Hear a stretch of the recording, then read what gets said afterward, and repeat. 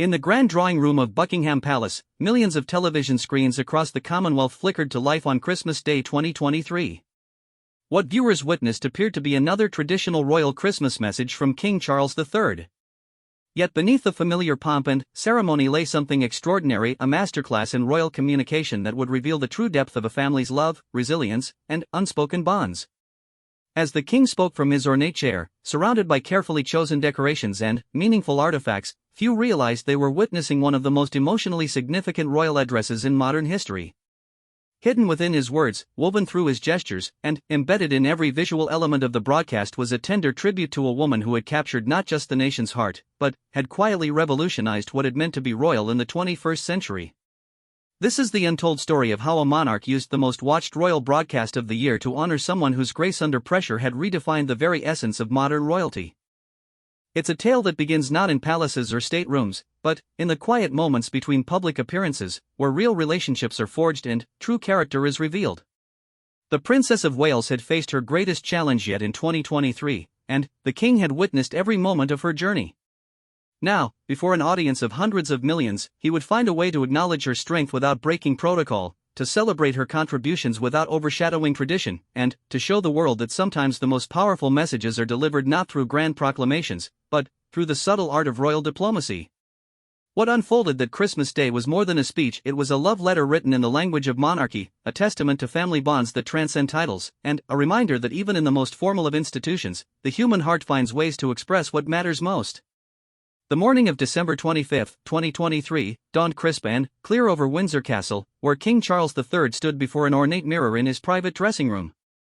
His reflection showed a man who had waited 7 decades to wear the crown, yet in this moment, his thoughts were not on his own historic reign, but on the remarkable woman who had helped steady his family through one of their most challenging years. Catherine, the Princess of Wales, had faced unprecedented scrutiny and pressure in 2023, yet had emerged with a grace that reminded the king of his own beloved mother. As his valet adjusted the final details of his formal attire, Charles reflected on the conversations he'd had with his daughter-in-law throughout the turbulent months that had passed. Her quiet strength, her unwavering commitment to duty, and her natural ability to connect with people from all walks of life had not gone unnoticed. The king's Christmas address had been a cherished tradition since his grandfather's time, broadcast to millions across the Commonwealth and beyond. Each word was carefully chosen, each gesture precisely planned, and every visual element meticulously arranged to convey specific messages. This year, however, Charles had decided to break from convention in the most subtle yet meaningful way possible. In the weeks leading up to Christmas, palace staff had noticed unusual requests from the king regarding the setup for his address.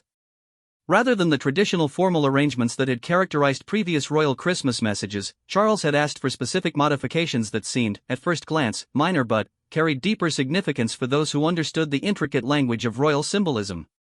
The drawing room chosen for the broadcast had been Catherine's suggestion during a private family dinner in November.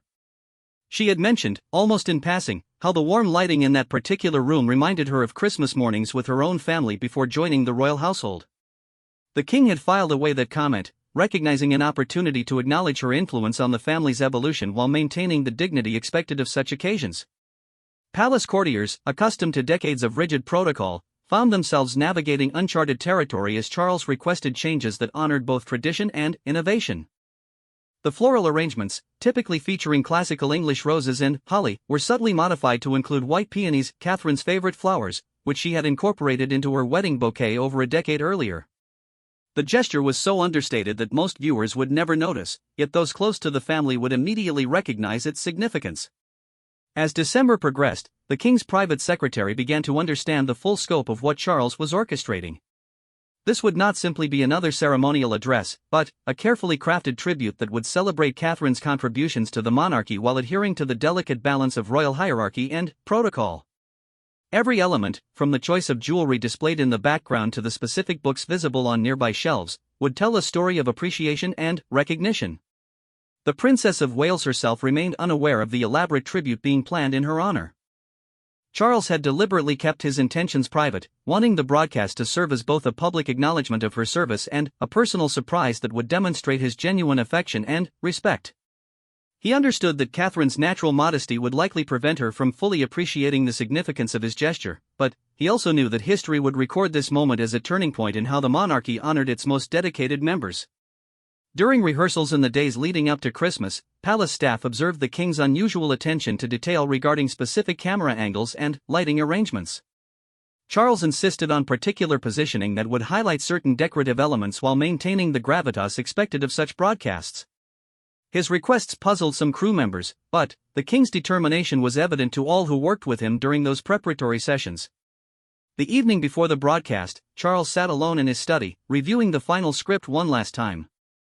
His words had been polished through multiple drafts, each revision carefully calibrated to achieve maximum impact while maintaining plausible deniability. To casual observers, his speech would appear to follow traditional themes of service, unity, and reflection.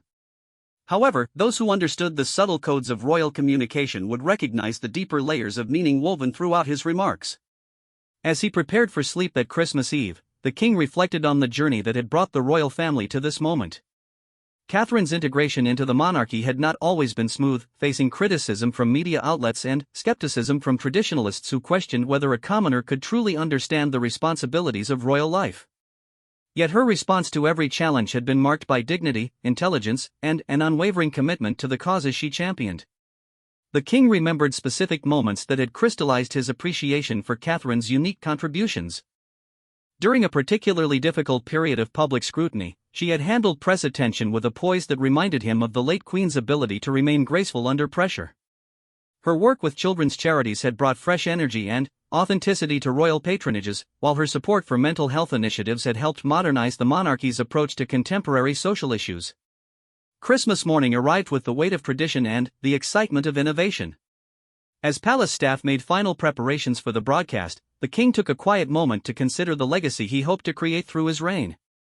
Supporting and celebrating the contributions of family members like Catherine represented more than personal affection. It demonstrated a monarchy capable of recognizing excellence regardless of its origins and embracing change while honoring tradition.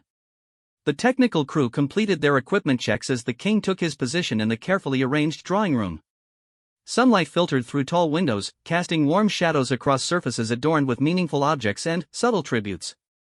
In just minutes, millions of viewers would witness what appeared to be a conventional royal Christmas address, unaware that they were about to experience one of the most personally significant broadcasts in the history of the British monarchy.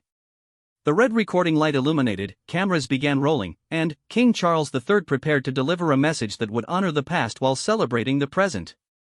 His words would carry traditional themes of faith, service, and unity, but beneath the surface lay a deeper story of family, appreciation, and the quiet revolution that Catherine had brought to modern royal life. The tribute was about to begin, hidden in plain sight for those who knew how to look. The broadcast began with the familiar grandeur that millions of viewers had come to expect from royal Christmas addresses. King Charles, seated regally in his ornate chair, spoke with the measured cadence that had characterized his public speaking throughout his decades of service. Yet from the very first words, subtle departures from traditional royal rhetoric began to emerge, carefully crafted to honor Catherine's influence on the modern monarchy. As we gather this Christmas Day, I am reminded of the extraordinary individuals who dedicate their lives to service, often in ways that go unnoticed by the wider world, the king began, his eyes meeting the camera with unusual warmth. To most viewers, this opening seemed like a standard reference to public servants and volunteers. However, those familiar with royal communication recognized the deliberate choice to highlight unsung contributions rather than focusing solely on institutional achievements. Behind the king, the carefully arranged decorations told their own story. The white peonies, nestled among traditional Christmas greenery, caught the morning light in a way that drew subtle attention without overwhelming the formal setting. Palace florists had spent hours achieving the perfect balance, ensuring that Catherine's favorite flowers would be visible throughout the broadcast without appearing out of place among the more conventional royal Christmas decor. As Charles continued his address, he began weaving in themes that had become central to Catherine's public work. This year, we have seen remarkable examples of individuals who understand that true leadership often means listening before speaking, supporting before directing, and finding strength in vulnerability rather than projecting false certainty, he said, his voice carrying a note of personal conviction that seasoned royal watchers found unusually heartfelt.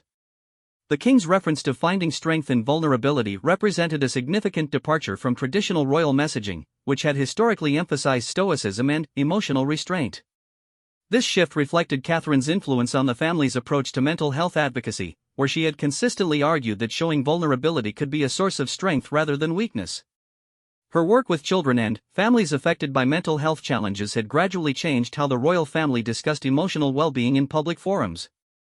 Palace staff monitoring the broadcast from adjacent rooms noted the king's subtle changes in tone and emphasis. His delivery carried an intimacy that suggested personal experience rather than formal obligation. When he spoke about the quiet courage of those who serve without seeking recognition, his words seemed to emerge from genuine observation rather than scripted necessity. The camera work, choreographed with unusual precision, occasionally panned to show specific elements of the room's decoration. A bookshelf visible in these wider shots contained volumes that held special significance, including several works on child development and mental health advocacy that Catherine had championed. Among them, a leather-bound collection of poetry by William Blake sat prominently displayed, its pages marked with ribbon bookmarks that suggested frequent consultation rather than mere decoration.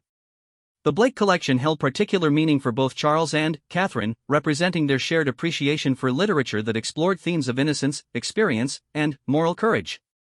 During private family gatherings, Catherine had often referenced Blake's ability to find profound meaning in simple observations, a quality that Charles had come to recognize in her own approach to royal duties.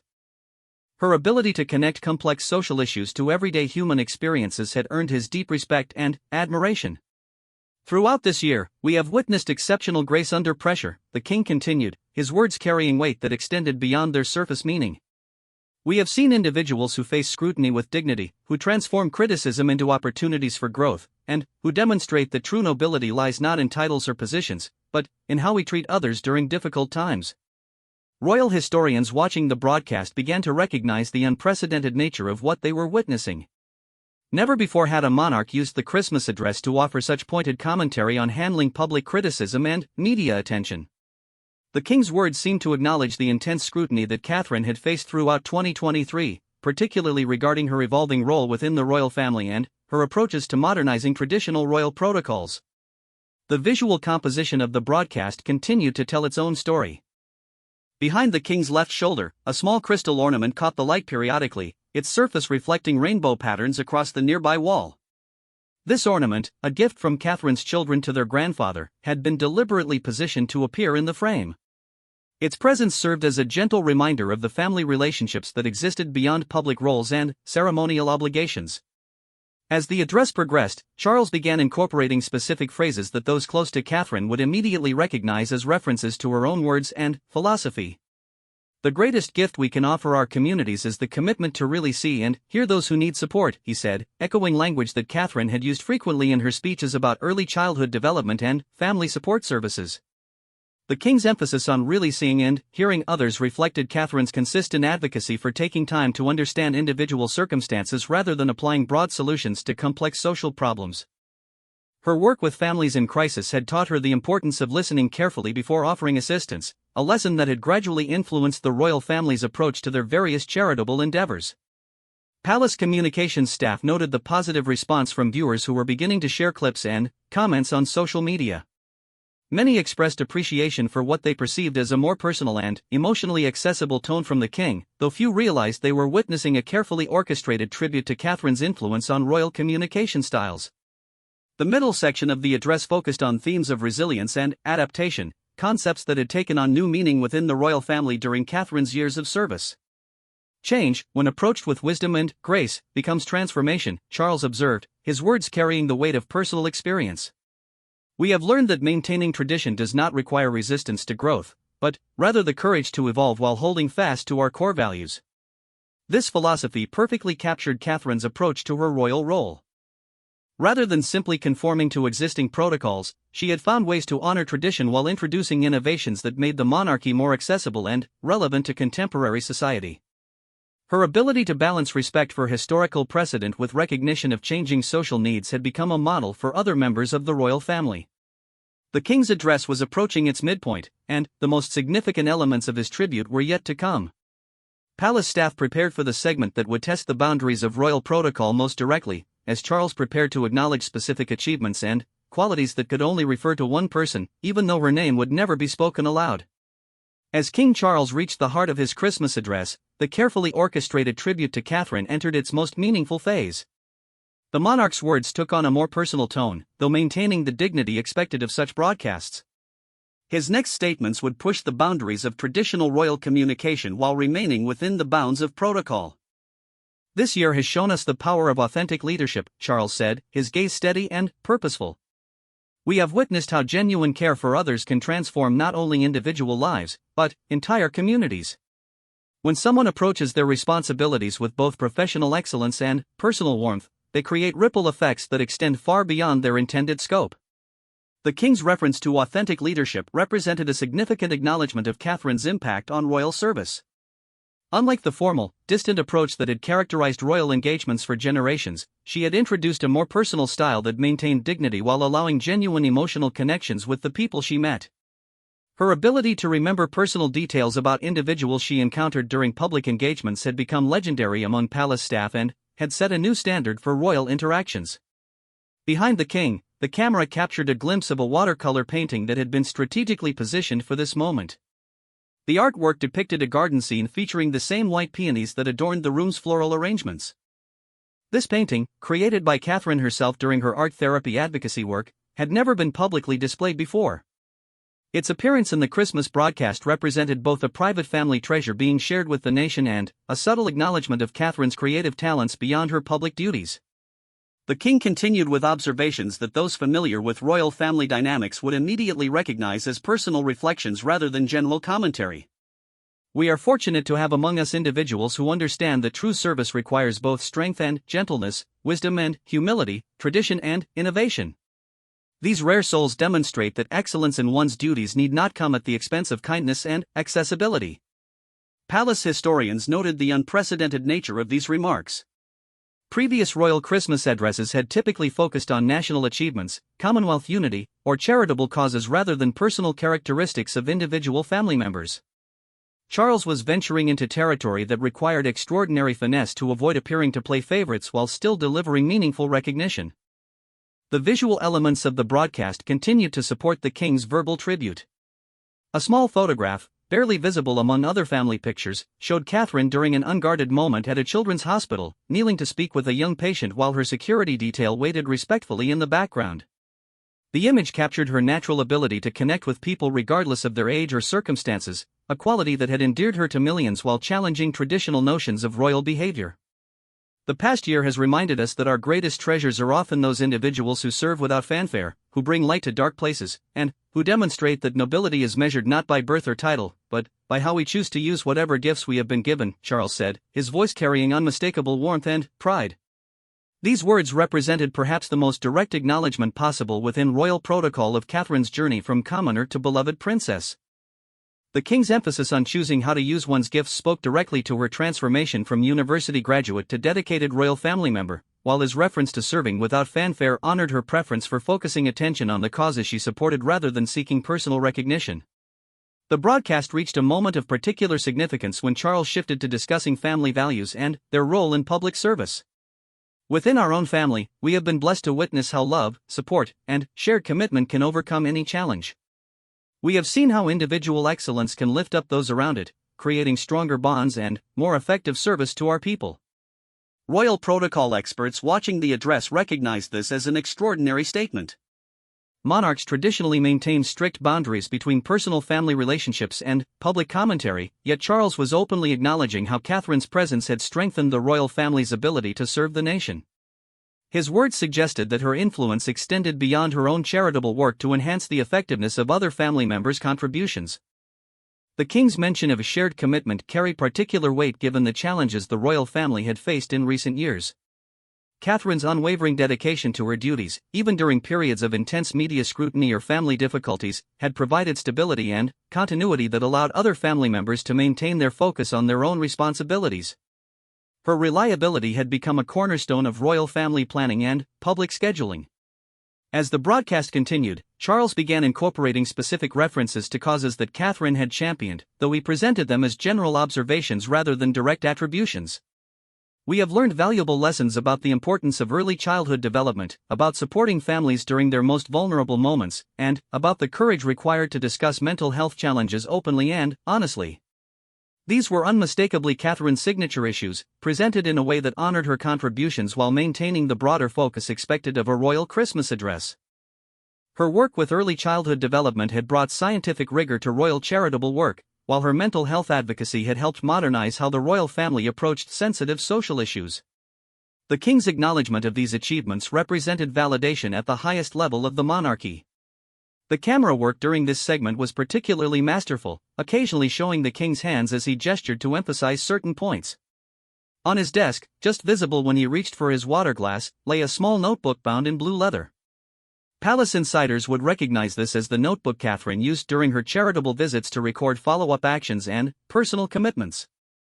Its presence on the king's desk during the broadcast suggested his awareness of and respect for her methodical approach to royal duties. Excellence in public service requires not just good intentions, but genuine preparation, careful listening, and the humility to learn from every encounter, Charles observed, his words reflecting direct knowledge of Catherine's working methods. Her reputation for thorough preparation before public engagements had become a model for other royal family members, while her practice of following up on commitments made during public visits had raised the standard for royal charitable involvement. The king was approaching the climactic moment of his tribute, where he would deliver the most pointed acknowledgement possible within the constraints of royal protocol. Palace staff monitored social media reactions, noting growing recognition among viewers that this Christmas address was unlike any previous royal broadcast in its personal warmth and specific focus on individual excellence within public service. As King Charles III approached the conclusion of his historic Christmas address, the weight of what he had accomplished became clear to those who understood the intricate language of royal communication.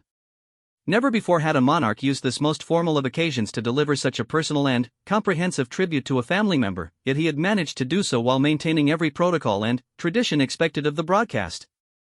In closing, the king began, his voice carrying both the authority of his position and the warmth of genuine affection. I want to express my deepest gratitude to all those who have dedicated themselves to service in the past year. Your contributions, whether recognized publicly or known only to those whose lives you have touched, represent the very best of human nature and the strongest foundation for our shared future. The final camera position had been chosen with exceptional care, framing the king against a backdrop that told the complete story of his tribute. The white peonies remained visible, their delicate beauty providing a counterpoint to the formal grandeur of the setting. The children's artwork could be glimpsed on the side table, while the leather notebook lay open on his desk, its pages filled with what appeared to be personal notes and reflections. We have learned this year that excellence in public service requires not just dedication to duty, but the courage to innovate, the wisdom to listen, and the grace to remain humble despite achievements that speak for themselves, Charles continued, his words serving as both recognition of Catherine's qualities and a template for future royal service. These lessons will guide us as we continue our work together in the years ahead. The king's use of we and together represented a subtle but significant acknowledgement of Catherine as a full partner in the royal family's mission rather than simply a supporting member. This language suggested equality of contribution and shared responsibility that reflected the reality of modern royal family dynamics while honoring traditional hierarchical structures. Palace staff monitoring the broadcast noted the remarkable response developing across social media platforms. Viewers were commenting not just on the king's words, but on the unusual emotional resonance of the entire presentation. Many expressed feeling that they had witnessed something unprecedented, though few could articulate exactly what had made this Christmas address different from all previous royal broadcasts. Behind the scenes, Catherine herself watched from the private viewing room with tears in her eyes, finally understanding the elaborate tribute that had been crafted in her honor. William sat beside her, his own appreciation for his father's gesture evident in his expressions of amazement at the sophistication of what had been accomplished within royal protocol. Their children, though young, sensed the significance of the moment as they observed their parents' emotional reactions to their grandfather's words. The path of service is never easy, but it becomes meaningful when we remember that our efforts contribute to something larger than ourselves, the king said, his philosophy reflecting conversations he had shared with Catherine during private family moments throughout the year. True fulfillment comes not from the positions we hold, but from the positive difference we make in the lives of others and the legacy we create for future generations. This statement captured Catherine's own approach to royal life, where she had consistently emphasized the importance of measurable impact over ceremonial recognition. Her work with early childhood development had been guided by scientific evidence rather than tradition, while her mental health advocacy had focused on practical outcomes rather than symbolic gestures. The king's acknowledgement of this results-oriented philosophy represented validation of her methods and encouragement for continued innovation. The broadcast's visual conclusion featured a masterful final shot that encompassed all the symbolic elements Charles had incorporated into his tribute. The camera slowly pulled back to show the complete setting, the carefully chosen flowers, the meaningful artwork, the personal photographs, and the king himself, surrounded by objects that told the story of a family's love and appreciation for one of its most dedicated members. As we celebrate this Christmas Day, let us carry forward the inspiration provided by those who show us daily that service, when approached with intelligence, compassion, and unwavering commitment, can transform not only individual lives but entire communities and, indeed, our nation itself, Charles said, his final words before the traditional Christmas blessing serving as the culmination of his elaborate tribute. The king's closing blessing took on additional meaning in the context of his tribute, as he offered prayers not just for the nation and Commonwealth, but for continued strength and guidance for all those engaged in selfless service. His words seemed to carry special intention for Catherine, though they remained appropriately general in their expression. As the broadcast concluded and the final credits rolled, Palace Communications staff began monitoring the immediate response from viewers and media outlets. The reaction exceeded all expectations, with commentary focusing on the king's apparent emotional connection to his material and the unusual warmth that had characterized the entire presentation. Royal correspondents noted the departure from traditional Christmas address formats, though none immediately recognized the elaborate tribute that had been delivered. In the hours following the broadcast, social media analysis revealed that viewers had particularly responded to the king's emphasis on individual excellence and authentic service.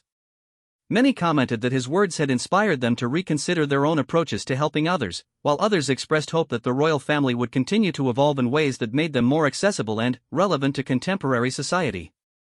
Catherine's response to discovering the tribute became a treasured family memory. Her genuine surprise at the elaborate recognition, combined with her characteristic modesty about her own contributions, reminded Charles why he had felt compelled to honor her publicly.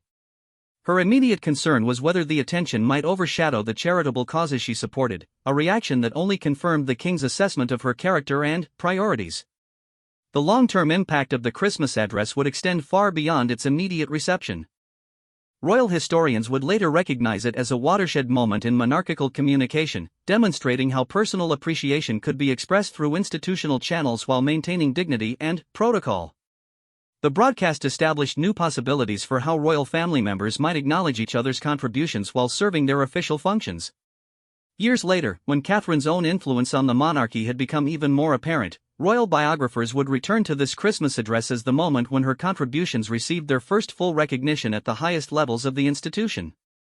The king's tribute, hidden in plain sight through careful word choice and symbolic imagery, would be remembered as one of the most sophisticated examples of royal communication in modern history.